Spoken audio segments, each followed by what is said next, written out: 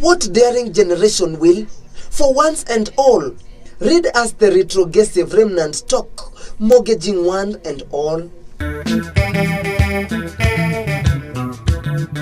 The formation of the Central Committee marked the beginning of a season of great efforts to rally the citizenry towards an all-out war for independence against the oppressive Europeans. To make this possible, first there was an introduction of a more militant oath called the Oath of Unity.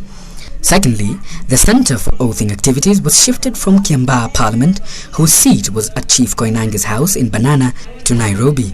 Thirdly, an intelligence gathering unit called the Group of 30 was formed. The Group of 30 was a paramilitary unit whose mandate had been sanctioned by the Mau Mau Central Committee. Its function was to disseminate the Central Committee orders to the district, divisional, locational and sub-locational leaders of the Mau Mau Central Committee.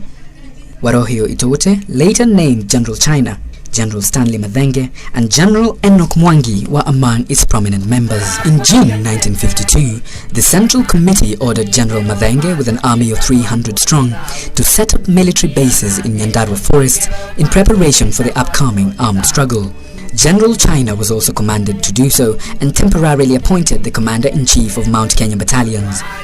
General Enoch Mwangi was made the Chief Commander of all the Kenyan Land and Freedom Army in Nairobi.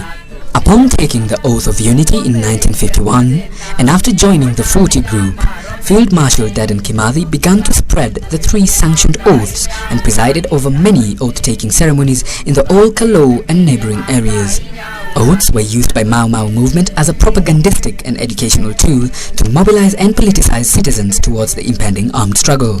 There were 3 kinds of oaths as employed by the Mau Mau, namely the Oath of Unity, the Platoon Oath and the Leadership Oath. The Oath of Unity was used to procure loyalty of all supporters and sympathizers of the Mau Mau movement.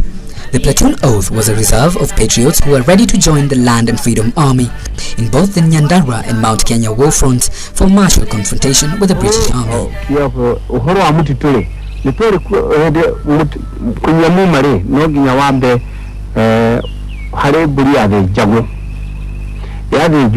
ukaba ukanywa ukarya nyama nyamere gire ugacoka wekira agiditaini ukaharukiye ubwo waharukiye ubwo rero ukaharukiye hana hari nyama ya mundu ugathiho ukagiye na kamere review mundu ari murage nibo kamuroga maita 1 2 3 4 5 6 7 nimo takugate onogana mundu ukamwona hana vigiridi.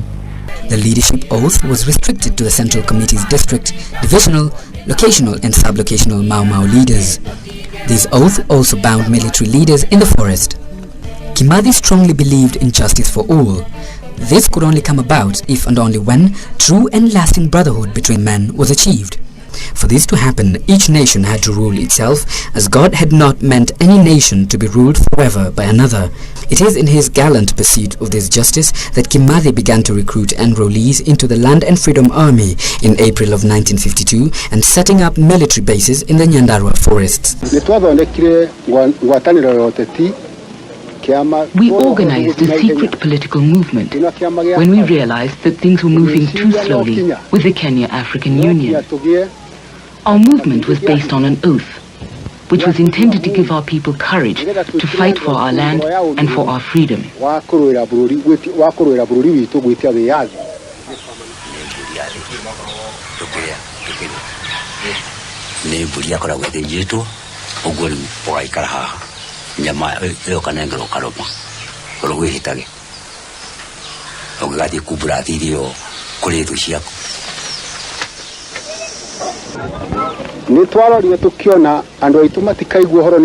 We used an oath to help people understand what the struggle was about. Many people were cowards. They were frightened of politics. They said it was bad for us to set ourselves against the Europeans. We decided to put courage into them, and to do this, we had to give them an oath and tell them, we want you to be ready to die fighting for this land, fighting the white man until he stops ruling us, until the land he has stolen comes back to us. Then we shall have our freedom and not be ruled badly by the colonial government. I think he was cornered. They forced him to denounce Mau Mau, and I think he did not know what to do about it. So he used a Kikuyu proverb which said that Mau Mau should go under the roots of the tree, Meriami Kongoe, and which actually means go into the drains and never to come back. So it was taken very seriously by people. Kenyatta's curse led the Mau Mau Central Committee to summon him. When he came, we told him how we are disappointed. In fact, that was the time when the Central Committee introduced itself to him, that we are the Mau Mau Central Committee, we are organizing this and that, and we feel very hurt by your denunciation. Kenyatta was left in no doubt that if he continued to denounce Mau Mau, they would deal with him. Kenyatta would have been a very big trouble. Was there? Even to the extent of being killed. It was not a joke by that time. There were no going back. There was the possibility Kenyatta could have been killed? Yes. If he had tried to go back? Yes. And denounce Mau Mau? What makes you so sure of that? Well, I know because I was the chief organizer and I know what was... people were serious about it. Within the movement, they had their local people. If they decide somebody will die, then, and death sentence had been passed by the bench, well, nobody can stop them.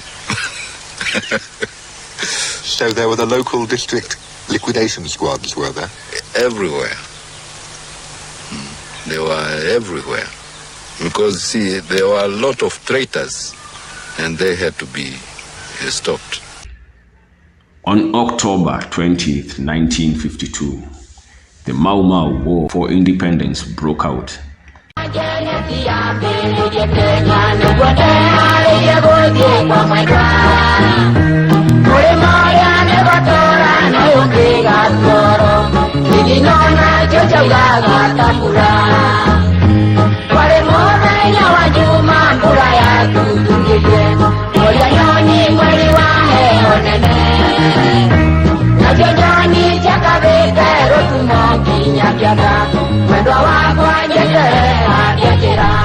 The British declared war on Kenyan Africans on 20th October 1952. This was followed by the arrest of the most key Mau Mau Central Committee leaders in Operation Jock Scott. Among others who were arrested were more than 100 KAU leaders, including the Kapenguria Six. It is in this declaration of a state of emergency in Kenya by the colonial regime that further drove Mau Mau underground. It is during this period of fermenting that Mau Mau leadership was strengthened and restructured so that the Central Committee was transformed to the Kenya War Council and the Group of 30 was enlarged and name changed to the Provincial Central Committee, the PCC. The Mau Mau War Council had 12 members from Kikuyu, Embu, Meru and Ukambani districts. Jesse Kariuki, John Mungai, James Buta and Charles Wamba were some of the best-known members of the council. The Mau Mau War Council was set up so as to organize mass oathing to collect intelligence and weapons. Due to the constant harassment of Africans by colonial agents in Nairobi, the Mau Mau Central Committee headquarters were moved from the Kiburi House to Mathare Valley for security reasons. At about the same time, another organ of the movement came into being. The People's Supreme Court was its name. The court consisted of 3 political leaders and 3 military leaders. The People's Supreme Court, the PSC, was a judicial organ where all legal matters were handled. Perpetrators of crimes were tried and judgments passed. Once in place, the courts were incorporated to the administrative structure of the Central Committee from district down to the village level. Unlike many cowardly KAU moderate leaders who, despite having intelligence of their impending arrest one day in advance and who decided to stick around aimlessly, Kimathi and other gallant military braves courageously took arms and defiantly began to wage war for independence against the British.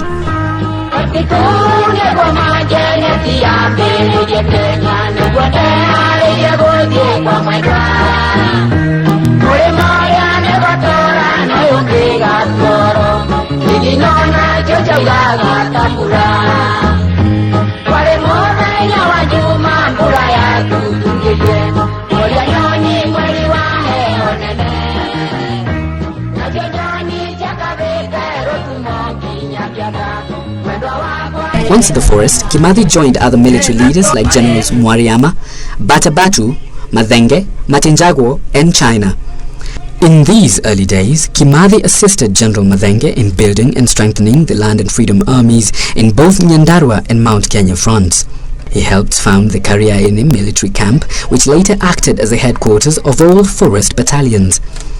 Due to his high literacy level, good organizational skills, and his indefatigable commitment to the nationalist cause of the movement, Kimathi was appointed the Secretary of the Land and Freedom Army by the Mau Mau War Council and promoted to the rank of General on 20th March 1953. His forest pseudonym was General Russia before he was given the name Matemo by the War Council in 1954.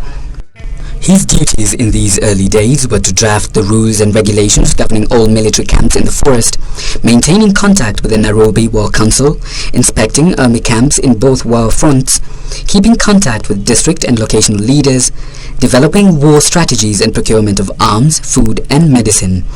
Due to the nature of his work and strong organizational and leadership skills, Kimathi gained the admiration of many passive wing leaders both in towns and military leaders in both war fronts. On the night of March 20th, 1953, two monumental raids took place simultaneously, namely the Naivasha raid under General Mbaria Kanu, assisted by General Muraya Mbuthia of Mburungebo Army, which operated in the Rift Valley, and the legendary Lari raid, where more than 90 home guards were summarily executed by the Kenya Inorero Army, which operated in the Kiambu area. Home guards was a term used by the Mau Mau to denote fellow Africans who betrayed their country for both vulgar and private gains. It refers to Africans who picked up arms and fought against Mau Mau nationalists. The Home Guards were considered to be traitors of their country by the militant nationalists. They were generally referred to as Datashia Bururi, barons of the land, or Kamatimu, the spear bearers. It is these two initial raids that triggered and laid foundation for what was to be the beginning of more coordinated raids in these early days of the struggle.